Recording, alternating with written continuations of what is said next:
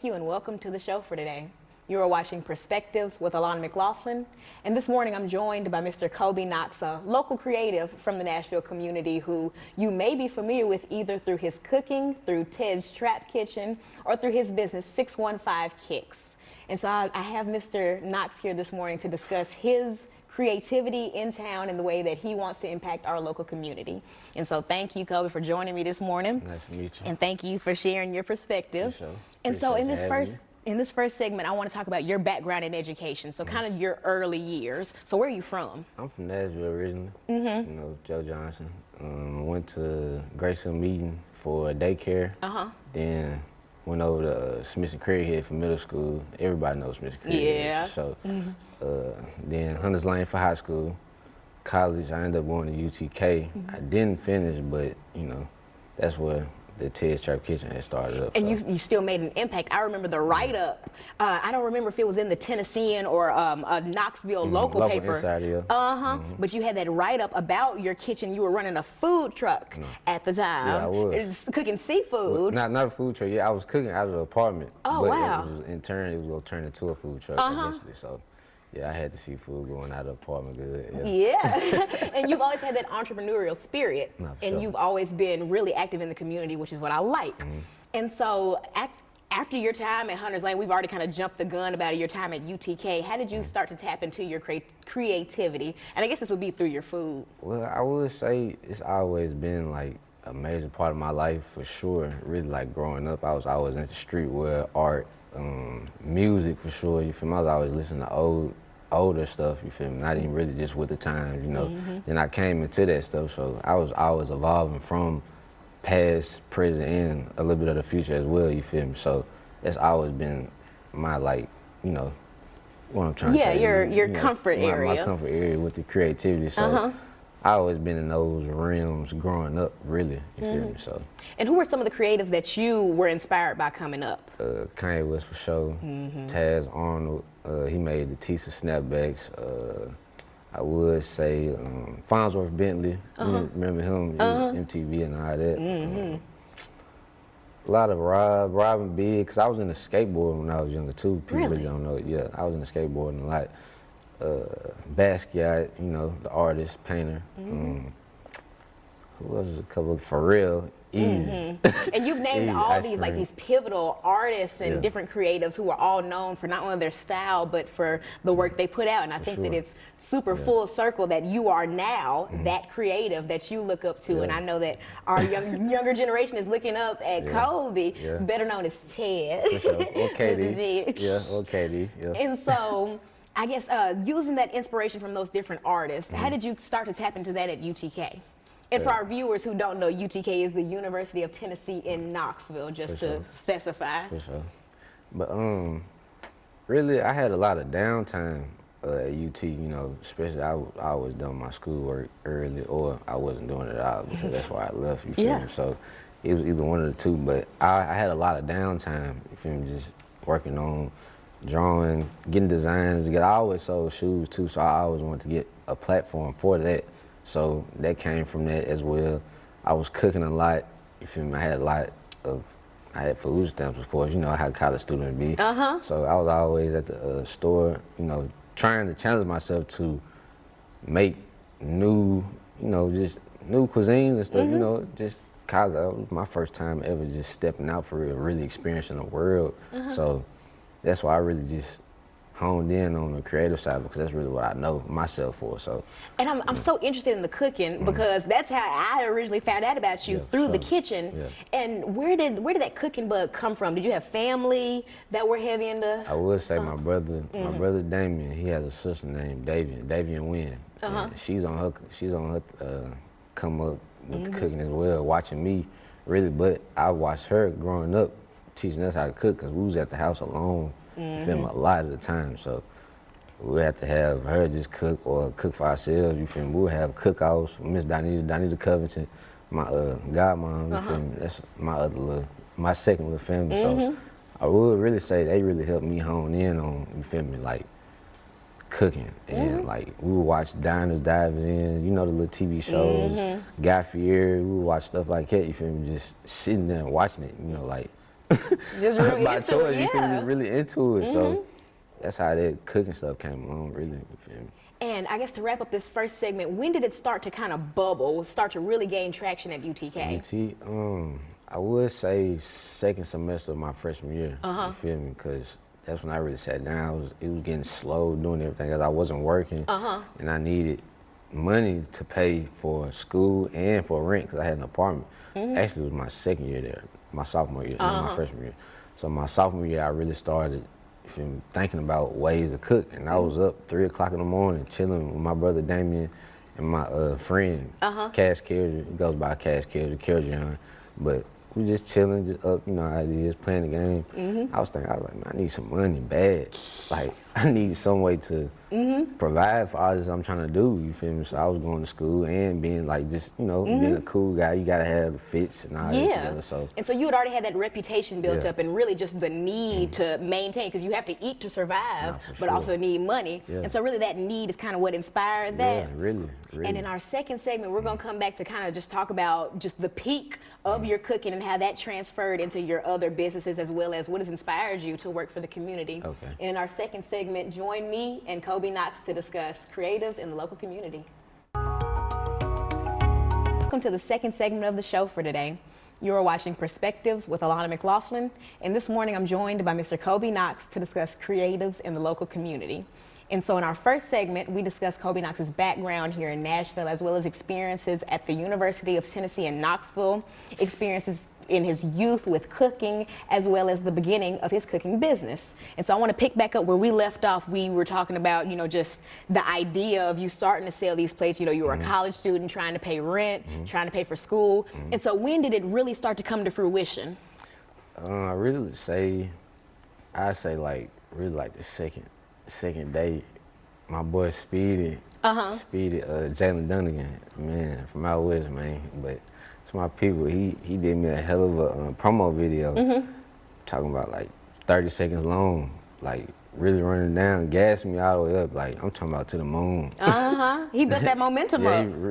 Man, him and my boy J-Mo, they really did for me. So like after those videos or whatever, like I say orders started picking up. I was getting 12, 15, 20, you feel me? Like, orders like on hand, like they paying like ahead of time. I'm getting food stamps too as well, so this is all like free money for me at the time. So the speed of it just started just picking up because I was getting so many orders and then I wasn't paying really, you feel me? So it was all profit.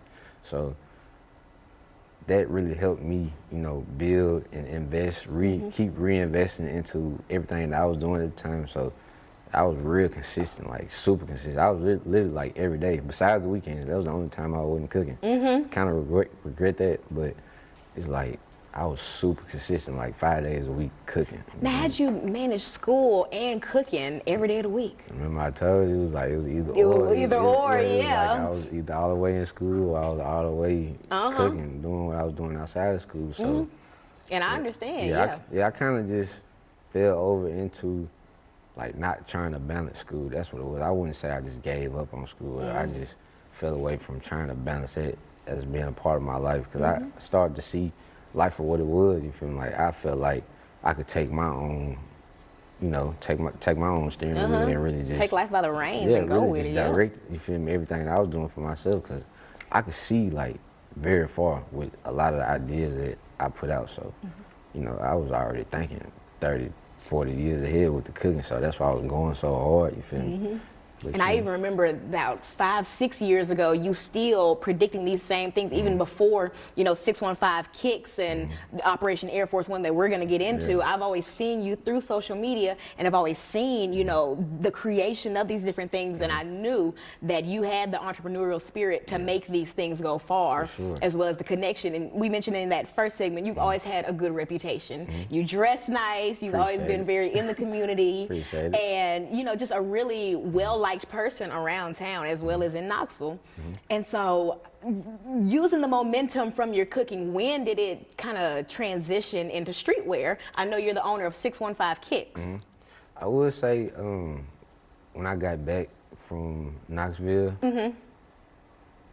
the food was really going crazy when I first got back, but it started to get a little slow, you know, pandemic. People weren't really linking up. That's how I would sell my food was by parties. You know, I would throw Airbnb parties and gather like a whole bunch of people. Like it'd be 50 to 100 people there just coming to eat my seafood. So, but when that started to slow down with COVID, I started looking to sneakers, my roots, you feel me, what I always doing. I've been selling shoes since I was in middle school, you feel me? So I was like, yeah, I need to go into what I really know, you feel me? Just as fast cash too. And when you say selling shoes, like were you reselling them or customizing? Reselling, I would do a little customization too. I'll get on Nike ID, make shoes for people. I got on a pair of Nike IDs right now. I like them. But yeah, painting shoes, what else? Cleaning shoes. It was anything dealing with shoes I was doing. I was making accessories, tie-dyes, shoelaces for people in school, you feel me? So it's always been a part of me, but I really wanted a platform, you feel me, like a real platform where I knew I could go to and sell my stuff, you feel me? And other people's things as well, you feel me? Because that's what shoe selling really is, resale, you feel me? Everything it really is resale, you feel me? So that's really how that came along. It's really like, you know, kind of like the need for cash and the love for what I do. That's really what I try to do, is stay within my rims and what I really know and understand, you feel me? Because I flow easy when it's something that I just really know. And shoes, it's always been there.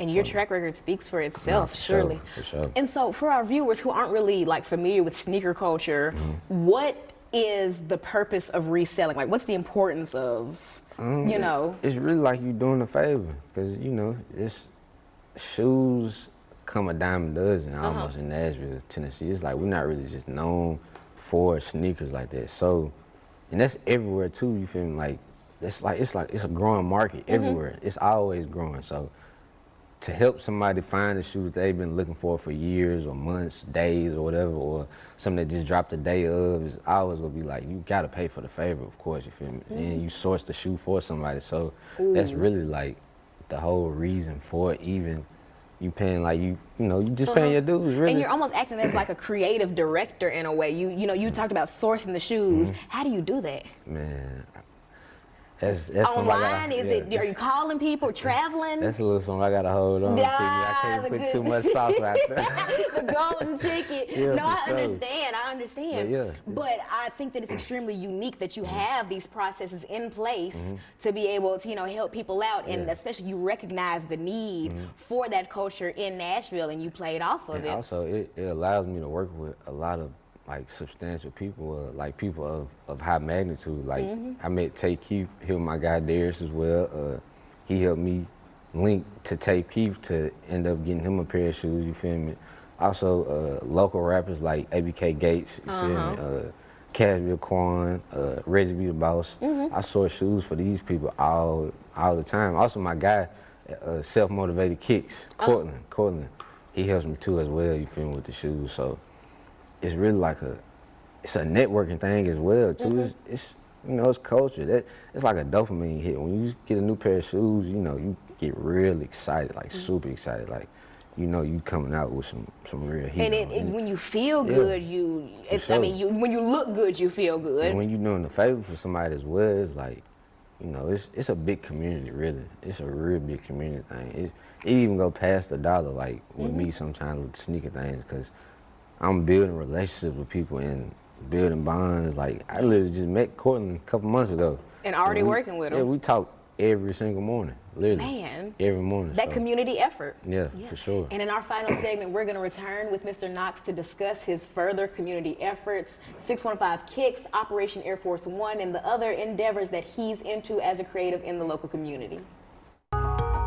Welcome to the final segment of the show for today. You are watching Perspectives with Alana McLaughlin, and I'm here to discuss creatives in the local community with Mr. Kobe Knox. You'll be familiar with Mr. Knox after this episode, but if you already know him, you know him through his cooking, through businesses such as Operation Air Force One and 615 Kicks, and his overall community involvement with Nashville. And so, Mr. Knox, thank you once again for joining me this morning.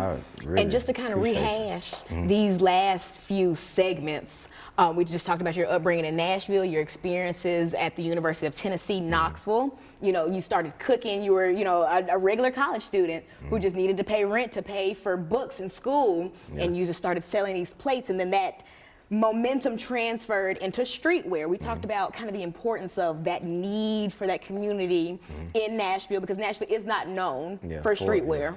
For sure, yeah. And so we talked about just how you recognized that need and you played off of it. And I want to continue that in this final segment. I want to talk about really how 615 Kicks kind of just blew up, really, because it's a well-known business around the community now. Sure. And so when did that start to go up? I would say I had made the little post 2019. You know, I was already doing my thing with the food, and I was selling cupcakes as well, you know, at the time. And everybody around, it was like just a growing enigma of energy, you feel me? I had a lot of people around me like this popping right now, like Jay Taylor as well, Gooch from Good Guys, Tennessee. I mentioned Cash Keldry, Reggie B. the Boss, all these guys, you feel me, just abundant of energy, you feel me? I was around them, feeding off of them, you know, I send them shoes from my Instagram or whatever post, whoever's popping, you feel me? I'm sending it out to them on Instagram, guerrilla marketing on Instagram, really. Yeah. So that's a tactic right there if y'all want to know something, you feel me? Hey, that's a gem right there. Nah, for sure, do guerrilla marketing. You have to get out here in these people's face and really like force yourself on them, you feel me? And it's all about your charisma and presentation, how you present, you feel me? Anything can be forced if it's, you know, if it's really worthy, yeah. If it's worthy, you feel me? So that's what I played on, the guerrilla marketing, really like getting in people's faces, like DMing every day or every other day, like, can you post this for me, can you post this for me, can you post this for me, like drilling it down. Like, you know how you see a Nike ad every 20, 30 minutes? You see something from Nike every 20, 30 minutes. Like, I'm a walking ad right now. You feel me? So that's really how I look at my platform, is like, I have to be, that's why I tag, I'm always tagging my page, like, I just like small tactics that I do. Like, I can't tell everybody the tactics, but it's like.